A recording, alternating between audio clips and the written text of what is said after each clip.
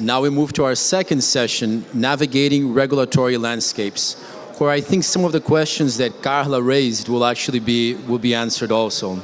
Please welcome our moderator, Charlotte Wilson, partner at Mishcon and Reya, and our panelists, Colin, Payne, Fernanda Garibaldi, Luiz Homem de Mello, and Lucy Newton.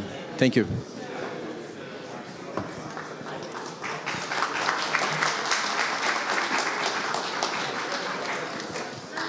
Hi, lovely to meet you. Perfect. Thank you so much. Go.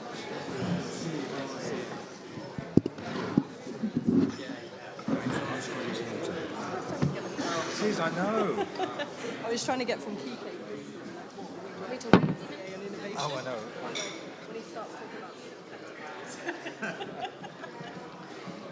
Good morning, everyone. So we're going to follow on from that brilliant panel about market opportunities, particularly around Pisces, which I know a number of my colleagues are following really closely. So it'll be really interesting to see how that develops.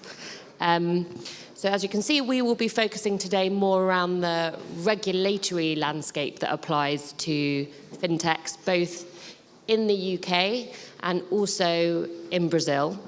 I'm conscious of timing, but we bought a few extra minutes. So given, I guess, the different backgrounds, geographies, experience, and insights that the panel members bring today, I just thought it would be really helpful if everyone could just give kind of a brief overview of where they're coming from. So perhaps, Lucy, we could start with you. Hi, everyone. I'm Lucy, Chief Legal Officer at Ebury. For those that don't know, Ebury is a payments business focused on serving the needs of SMEs who trade internationally. We were founded in London. London's still our headquarters. We're now in 29 countries. And interestingly, for this panel, at the end of 2023, we acquired a bank in Brazil. Very excitingly, that's one of our new markets and a place we're very focused on. Thanks, Lucy. Colin? Good morning, everyone. My name is Colin Payne. I'm the Head of Innovation at the Financial Conduct Authority. I'm responsible for a lot of those sandboxes that were mentioned earlier, which I have a great team that are running. We've been doing that for around 10 years. And also I'm the chair of GFIN, which is the Global Financial Innovation Network, which has around 97 members nationally. It's an enormous amount of power convened around the world. I'm delighted to say the SEC in Brazil is a member of my esteemed colleagues there. So with GFIN we work, so I might talk a little bit about that idea of bilateralism and creating those links into direct sandboxes, for example. Perfect, thank you. Fernanda. Hi, everybody. I'm Fernanda. I am a lawyer and a law professor, and now I'm also the executive director of Zetta. Zetta is a non-profit organization founded by Nubank and Mercado Livre, probably the most valuable digital companies in Latin America now. And our mission as a trade association is to promote the debate about competition and innovation and inclusion in the financial market. Thank you.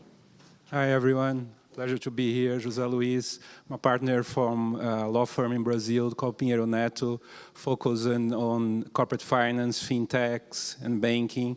So we have been working in this vibrant environment that we call at the firm a regulatory tsunami that happened in Brazil in the last few years, and we were fortunate to be working at this time and helping all these companies to grow. Thank you, everyone. So if we could please start today, I think it would be helpful just to set the scene with I guess, a regulatory overview, if you like, of the Brazil and UK jurisdictions.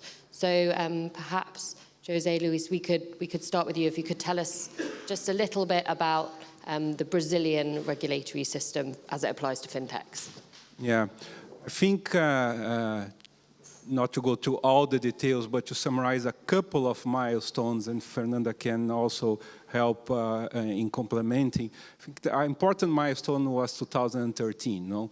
Is when we have a new payment institution law that after a discussion of competition, basically a duopoly on the accreditation system, led to a view that we need regulation and the competition. And after this competition law, it basically enabled most of the creation of the fintechs that we have, like Nubank and others, to have a safe environment to work. And I think that the central bank, we call it Bacen, was very clever in the sense that it did on a holding out basis. The companies that were already operating, the fintechs that were already there, were able to continue to operate, and after it reached a certain volume of transactions of e-money, then it needs to register. That enabled those companies to continue to work and adapt and have some time to adapt. I think the other characteristic is a low minimum capital. We have a minimum capital of $350,000 US, more or less, for some of these companies, and that enabled entrepreneurs to start small and then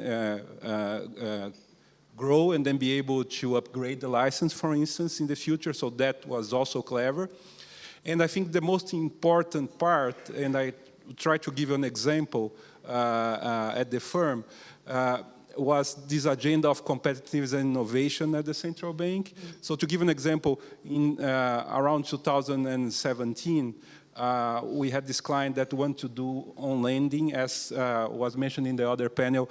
Brazilians are very tech-oriented and love smartphones and these things.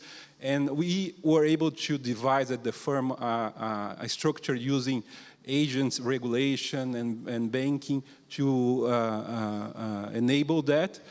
But it was a way, an adaptation of the rule. So the central bank called us and said, come here to explain your model. So the entrepreneur was scared. I'm going to the regulator. I have this new model. What I'm going to do? And then we went there in Brasilia, and there were 20 people from the Department of Organization looking at them and said, whoa, I'm going to be arrested here. But it was entirely the opposite. It was, in the beginning, the officer said, I want to hear your model, right, to understand what you intend to do because we are going to help you.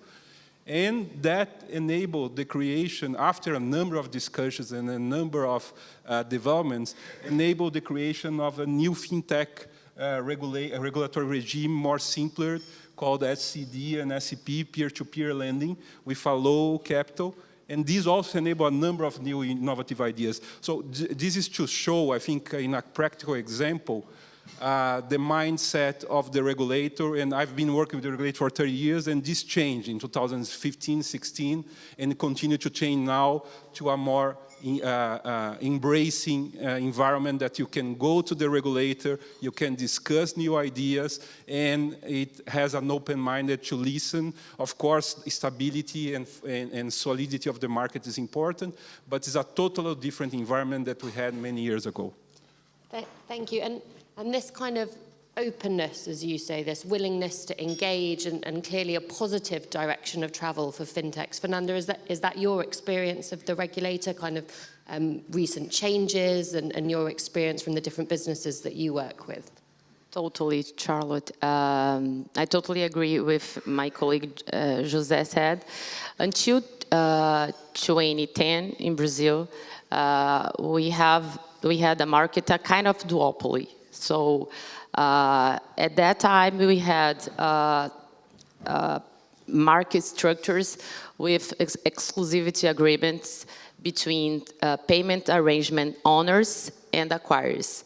So the Brazilian Antitrust Authority at that time put an end in this market structure, and all the competition in the market flourished after that. So this paved the way for the enactment of the payment law in Brazil.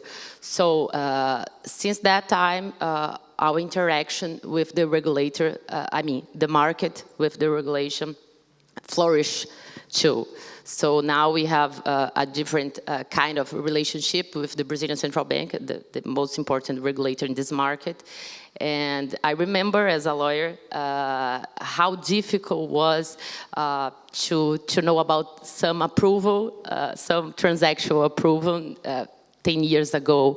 And now we have a different scenario because all of this changes in the payment market. So the payment market in Brazil is an example how regulation, financial regulation can promote competition, because we all know here, traditionally financial regulation prioritizes stability over competition.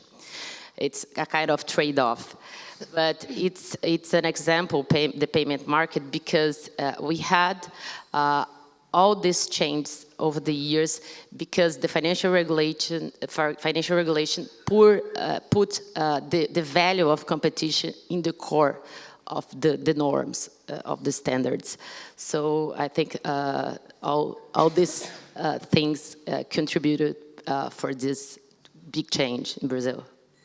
Thank you. And if we switch now to our focus to the UK, Colin, obviously kind of fintech is not only a key piece of your vision for the UK regime, but also fundamental, I guess, to the regulatory ecosystem generally going forward. So it'd be helpful if you wouldn't mind just kind of setting out how the UK regulatory system works, particularly, I think, in this context for payments firms, but fintechs. Oh, yeah.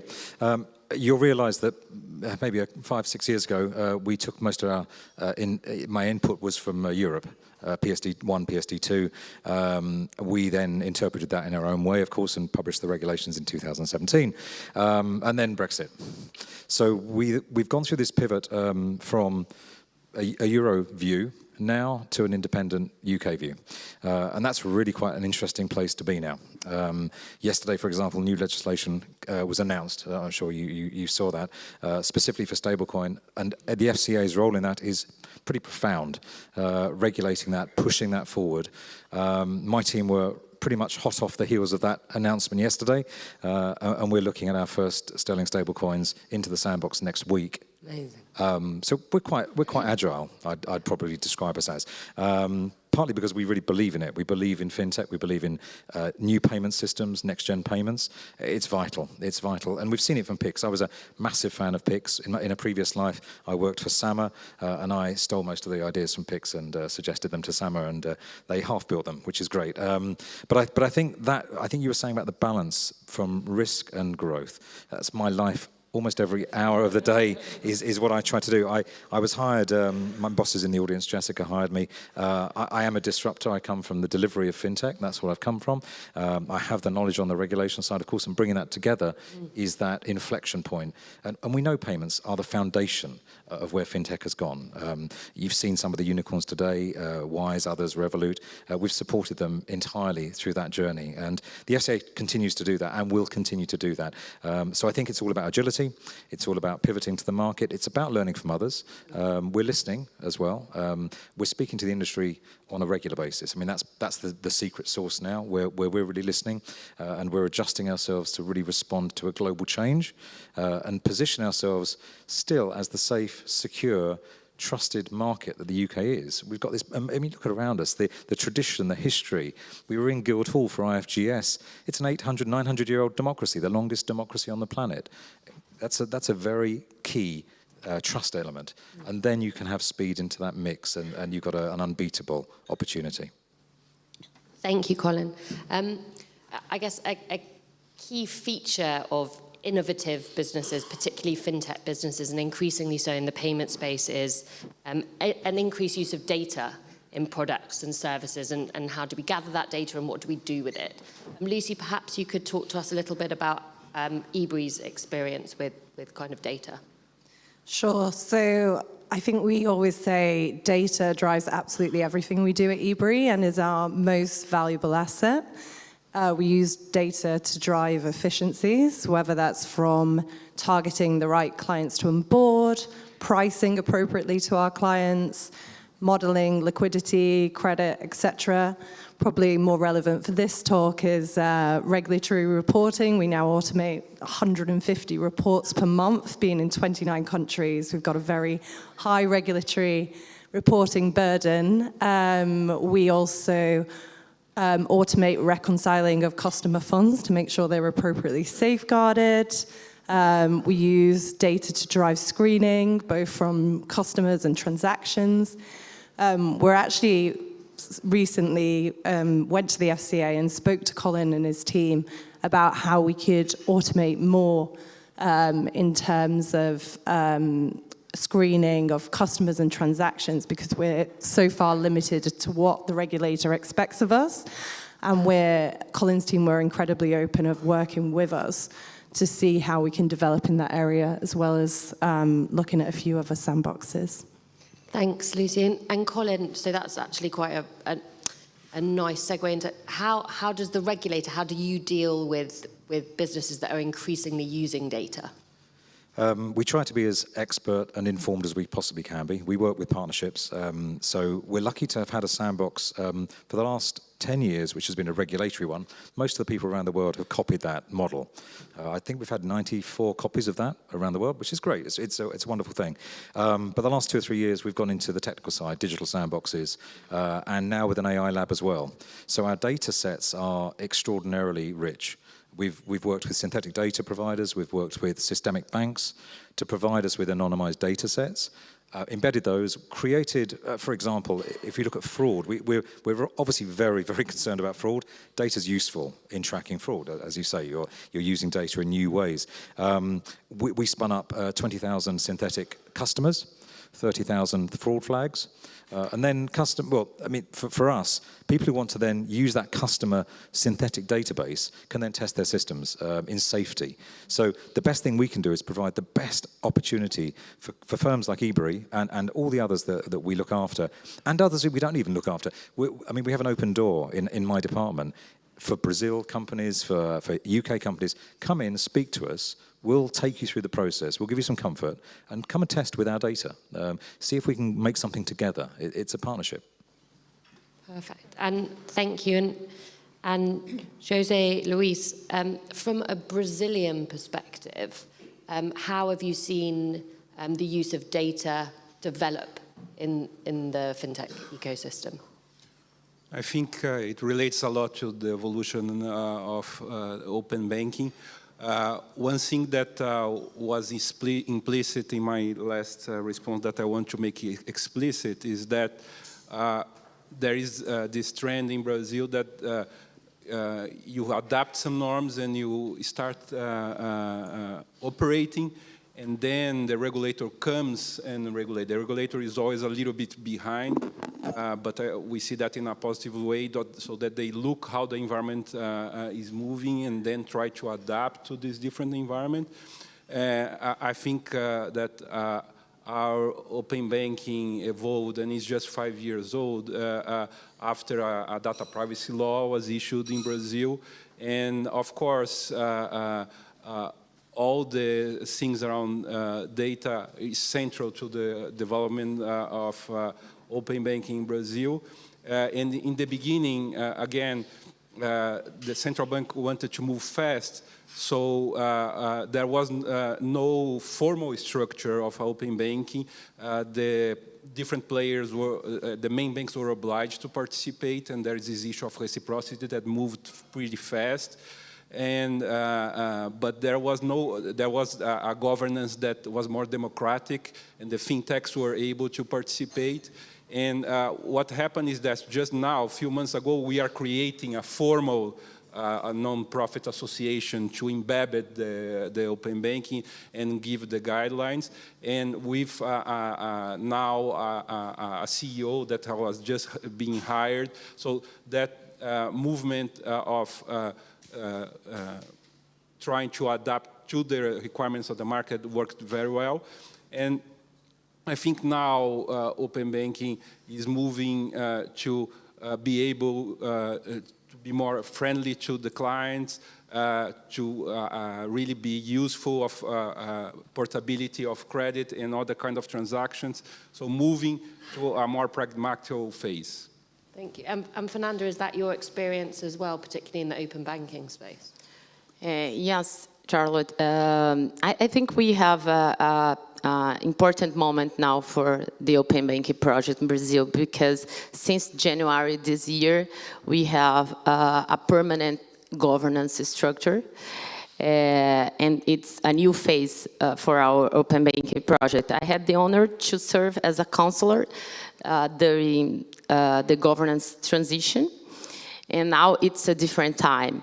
So I think it's an ambitious project inspired by the UK project that involves many players, a lot of stakeholders, different shares, trade associations, so different interests. So the role of the regulator, the Brazilian Central Bank, is crucial here, because different from PIX, that is a public infrastructure, the Brazilian Central Bank is not the captain here. It's a self-regulated system.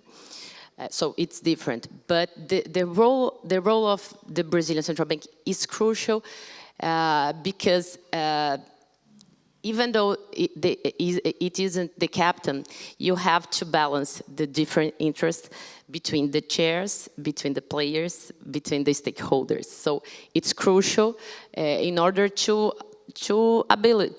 enable all this, the sharing of good data between parties, in order to allow different products, innovation and competition. So I think it's a new phase for our open bank project now. Yeah. Sure, and Colin, I'm sure. I just wanted to pick up on open banking, open finance, because we went through that pain. I was at the time I was implementing open banking in the UK, and you're right. The framework came to us at the UK as PSD2. We interpreted that as a competition opportunity and created the framework, which was awesome because it opened the gates to all of the banks that started, all of the opportunities that Wise and everyone else has used. So that's fabulous. But as it matures, obviously, there's a lot of resistance from the bigger players. They don't want the competition. So there was a lot of resistance along that path. Now, with open finance, as we broaden the data sets and use data in different ways, connect up the entire financial life of a customer. And for us, the FSA's got a new strategy that was launched last month. And it was very, very specifically around growth and innovation, smarter regulation, which all talk to data, but also looking after the customer themselves, of course, their financial lives. An open finance, we think, is an inclusion policy. It's a competition policy. It's a widening policy. And we look forward to that, plus then the next one, open economy, where we connect to energy, we connect to telco. I mean, it's an amazing opportunity ahead of us with data. So that plus AI, plus quantum, becomes a bit scary in some respects, but it's an amazing opportunity the next 4 or 5 years. And I think in 10 years, we won't recognize the scenarios. And you mentioned AI there. Obviously, I think hard push to find an innovative business that isn't using AI to some degree. Lucy, what's your experience at Ebury of using AI and also your interactions perhaps with the regulator around how you use AI in the business? Sure. So AI is very much the buzzword at the moment. But we always say we've been using machine learning for quite some time now. I think what's interesting to me is to see how the regulation develops in the space, particularly in the UK. Because obviously in the EU, we've got the EU AI Act. The US is going very much in the opposite direction of deregulating. And so it will be really interesting to me to see what path the UK takes and what approach we go down. So perhaps Colin can help with that. I'll tell you. Okay. Handing over nicely. We've been quite clear that we're not going to regulate any further than the regulations that exist. Our role is to clarify, to guide, to give comfort again when we can. We launched an AI lab in January, so we have the first AI lab up and running. We did a spotlight. It was the first time the FCA went out to market and said, look, tell us what you're doing. We'll have a look at that, and then we'll share it with the community, the industry. which we're going to be publishing this month. We're talking almost 100 services and firms, which we're going to share, not endorse, but share as practice that we're interested in. We did a sprint. One of the first policy sprints we've ever done is this year. And what I mean by a policy sprint is one where our policy colleagues joined with innovation. We did a 2-day with our industry friends. Loads of others, the academics I think were mentioned as well in the last panel. We had a lot of really experts from AI world. 420 arrived at our place. Our security and our catering went nuts. It's not meant to happen. We overflowed into 2 rooms, but that's the power of that hype, if you like. But it's not. We know now it's not a hype cycle. It's absolutely critical, and we're taking that back into policy, and we're using that as the guidance in near real time. We're talking to the industry and then feeding it back to policy. And then in the summer we launched the AI sandbox, the supercharged sandbox. That's when it really becomes interesting for me because we start to experiment. I think there, as you say, kind of the openness and the willingness to engage, and actually to engage, as you say, in real time with these businesses is absolutely critical to ensuring that we stay current and you as a regulator stays really on top of what is going on. I was with the head of Microsoft AI FS last night in one of these kind of dinners in Fintech Week, and he told me that one of the major banks, they started their experiment and 7 days later had it finished on an AI agentic customer facing. That's the speed it's changing. And as soon as it drops, as soon as it's able to be done, they're rolling out. So these are in the wild. We just need to be working with the context of a regulator to understand that route, work with them and clarify the outputs of what they're doing. Yeah. We did, I just want to say also, we did announce a live testing environment as well, a live testing engagement paper, which has been published. Please do have a look and give us some input, because we want to understand how we can evaluate the black boxes and others from input and output. So we're outcomes-based regulators. So we want to understand what the outcome is, and that's what we're going to do through that. Thank you. Charlotte, if I may, I think a good example I think it's amazing, this new trend of embracement and collaboration. I think a good example of that was also on the PIX creation in Brazil, the instant payment environment, because after discussions in 2018-19, the central bank realized that a private infrastructure would not work given all the interest. So it embraced, I think, a public network, and that scared a little bit the market. The central bank now is competing against me, but it was a decision to be more neutral and to enable, and at the end of the day, that became a success, no?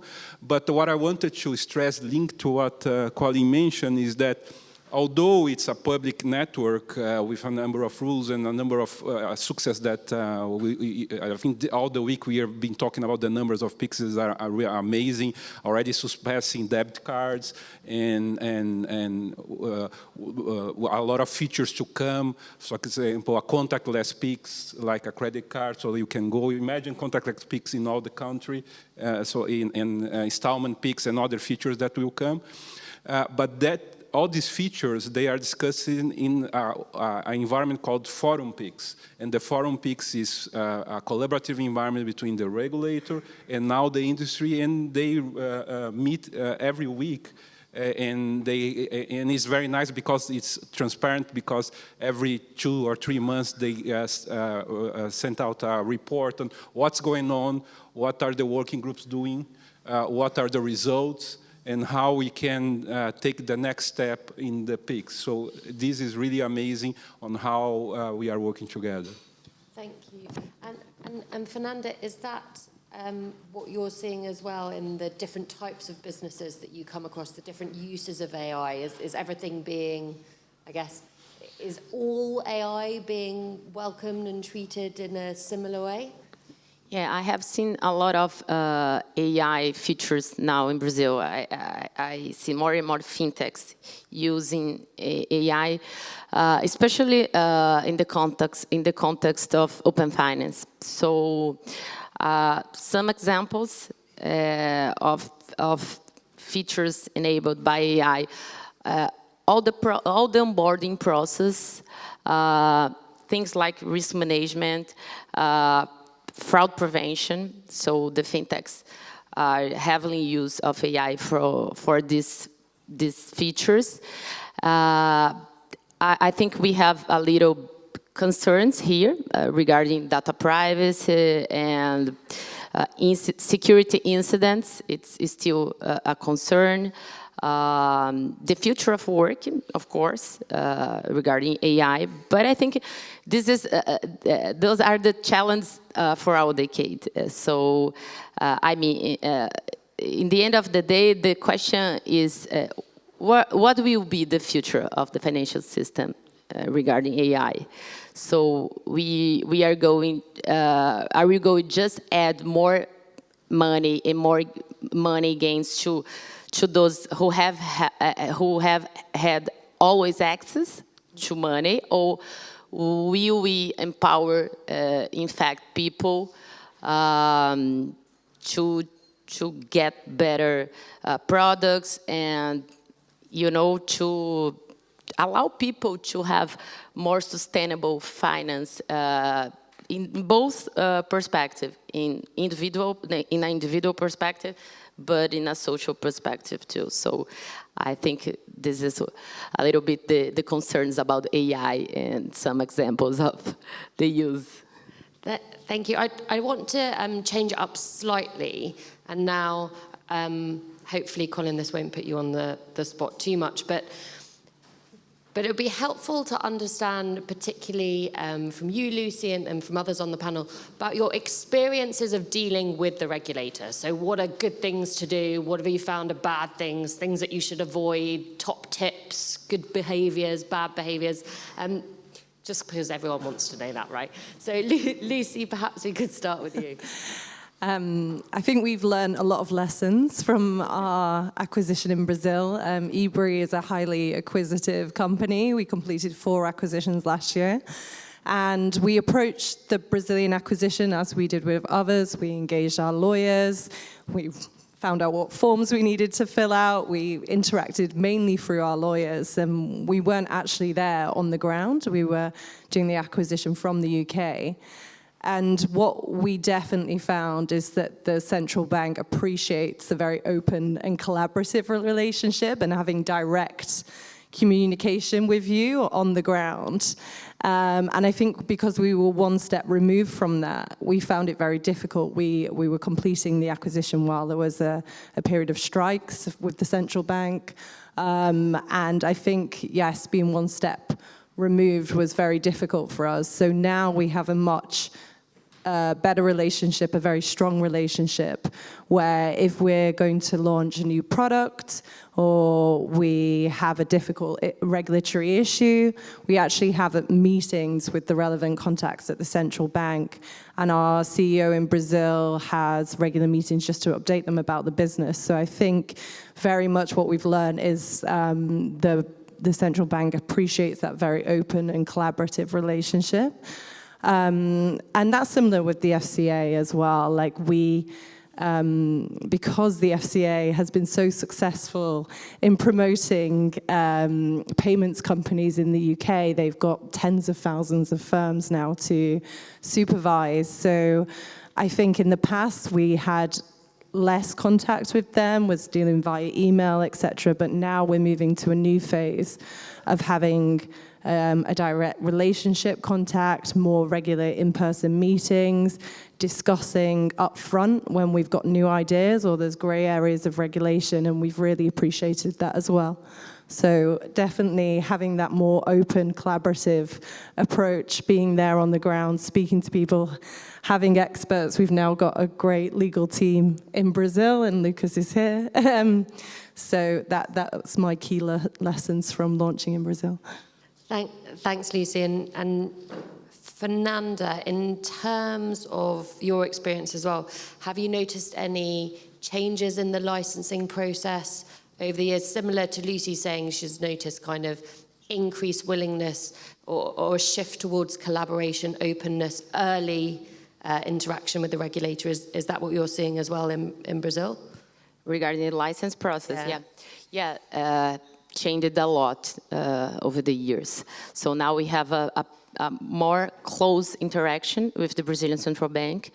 10 years ago, works like that. So now we have a simplified process, I would say. The interaction is more faster too and more transparent. Making comparison with CADE, the Brazilian Antitrust Authority changed a lot the interaction with the Brazilian Central Bank. As I said in the beginning, to know some approval about a transaction was very difficult in the past, and now we have a fast process with more transparency. As I said, comparison with CADE, even though 10 years ago, the Brazilian Antitrust Authority have an online process with a transparent way to track the transaction, and now we have this kind of interaction with the Brazilian Central Bank.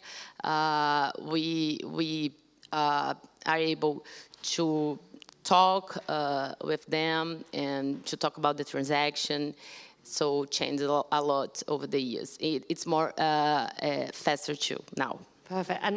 And José, Luiz, as a lawyer, you help your clients with applications, but also, I assume, on an ongoing basis with the regulator as well. Are you finding it easier to collaborate, to interact with the regulator in Brazil?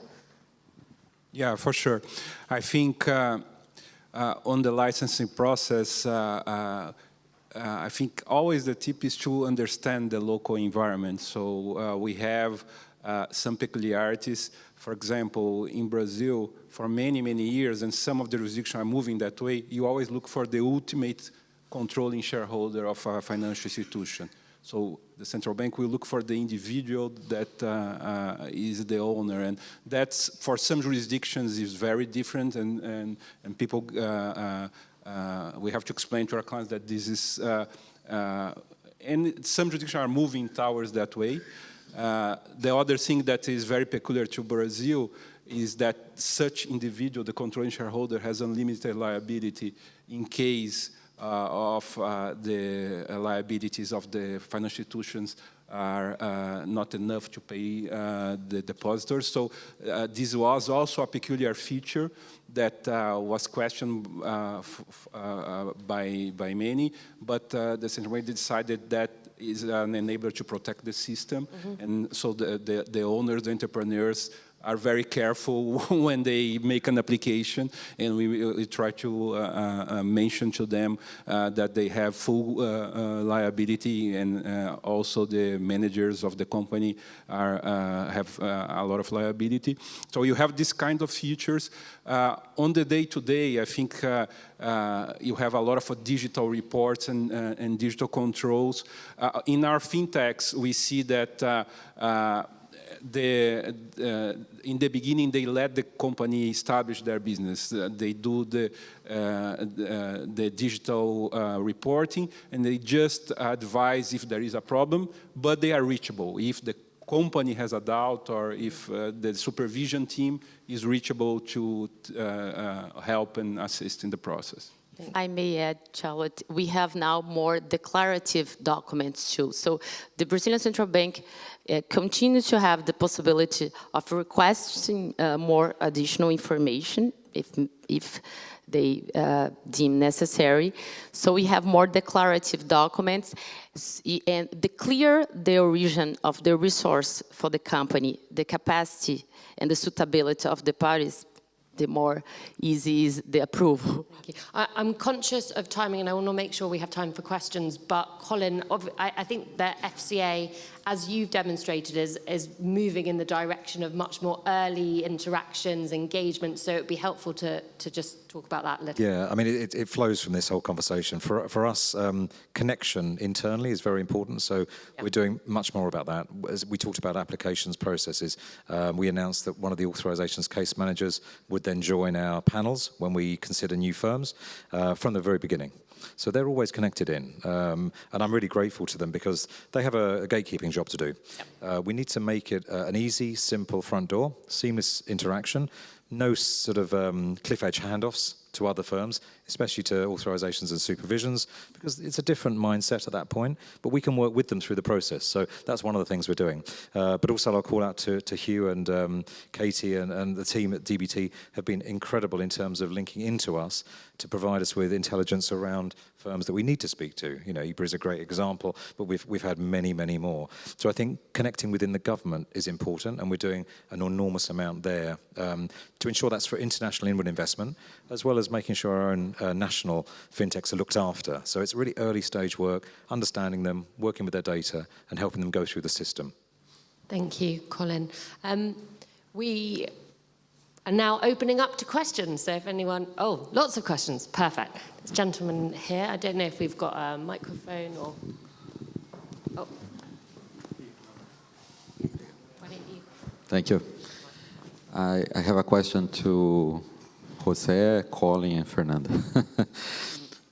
We have seen the past years, as you described, many cases of innovation being brought by the regulators, both in Brazil and UK.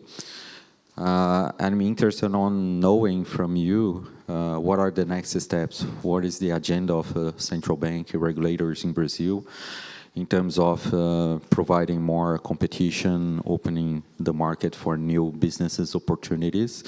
The same to Colin about the regulators in UK. And my question to Fernanda is about social inclusion. If you see, considering your current function, the regulators, especially in Brazil, doing more for social inclusion, financial inclusion, and to have a better shape of the social balance in Brazil, which is one of the country problems. The regulatory agenda for 25 and 26 was just issued by the Central Bank 2 days ago. So we have an idea how it intends to move forward. I think first thing is deepen PIX with new features, enabling, for example, installment PIX, automatic debit PIX. And one thing that would be interesting, when you pay installments, buy now, pay later with PIX, you are able to create receivables that you can also, the merchant can use as a collateral in credit. So that part, I think the evolution of PIX is, of course, in the agenda. Deep and open finance is also certainly in the agenda, and the connection between open finance and PIX. There will be an important role for the payment initiator that we haven't speak, but is an important feature of the Brazilian market, where a third party initiates a payment and go directly from one account to another, and that will be done through PIX, so there's a connection certainly between open finance and PIX. And I think looking to the future, but it's already in the agenda now, and something that the governor of the Brazilian Central Bank talks a lot, and we discuss a lot, is really tokenizations. We have in test DREX, which is the Brazilian CBDC, which is more related to using the rail of blockchain to create new features and more economic products for the market. So that enabler of blockchain and rail is for sure, and how we can tokenize things safely and use the environment to reduce costs and efficiency. This is certainly on the agenda for next years. Thank you so much. And Colin, if I just quickly jump across. I'll be quick, yeah, because I know you've got no time. From our point of view, I think we've got a history which shows how open we are. I think go back 12 years, I think we'd had one new bank in 100, and then suddenly we had the competition opening up of PSD2+, and we had Starling, we had all the others come along, Monzo. It's been an incredible journey for those unicorns. I think we have more unicorns than the next 5 European countries put together. I mean, so we're open for that. And Obviously, a lot of the fintech technologies have proliferated around the world. We've been home to Revolut, as was mentioned earlier. We absolutely stand by that and are increasing that. So I think all the evidence I gave earlier of little things that we do, connections that we have in the government, it's all about opening up, and we continue to thrive. And we're looking to be number one again, and I think we'll secure that position. And regarding financial inclusion, I think the Brazilian Central Bank is pretty much aware of the importance of financial inclusion and of financial citizenship as a role. So we have now a discussion about credit portability in the open finance context, but also they are pretty much aware and a little bit concerning about how our population is in debt. So we have a great amount of people in debt in Brazil. So I think the agenda of financial citizenship, it's even greater than and even bigger than just financial inclusion, because over the years we have seen more inclusion, especially because of the fintechs. Yeah. And financial inclusion, Colin, is also a big part of the FCA's strategy as well, isn't it? Yeah, it's a critical pillar, and as I said before, we've got examples of that all the time coming to us. Fintechs that develop their ideas because of that. They've got a passion, and we can't help but be human. You know, we see this. I met someone last night who was an investment banker. He had a son who was profoundly disabled. Changed his life enormously, of course, and now he promotes the disabled as new fintech leaders. And this is not just a kind of openness for jobs. This is about them leading new thinking. And he said the value and the talent there is just extraordinary. Gave me some examples. It was just mind-blowing. So we need to be there to support those kind of people as well. It's really important. Thank you. I think we... Oh. Sure, just one important that I forgot is very important, that the second semester will be also the regulations of virtual assets, the VASPs in Brazil. So this, I know because some people work in this area, so I shouldn't forget to mention. So, and one thing that the central bank always do, the regulator, is to send proposed regulations first. So the proposed regulations were issued, received a number of comments, more than 200 and well-structured comments. Of course, the central bank is looking into MiCA and others examples to look and intend to regulate that in the second semester to go live by the end of the year. Thank you. And in the UK also we have the crypto roadmap, which the FCA has produced, and as Colin said, new legislation kind of proposed yesterday around the regulation of stable coins as well. So that's one to look up this afternoon if you haven't already seen it. I have 22 seconds left. So we did have one more question, but perhaps I think everyone will be around for coffees and things, so perhaps you could save it for then. Thank you so much, everyone.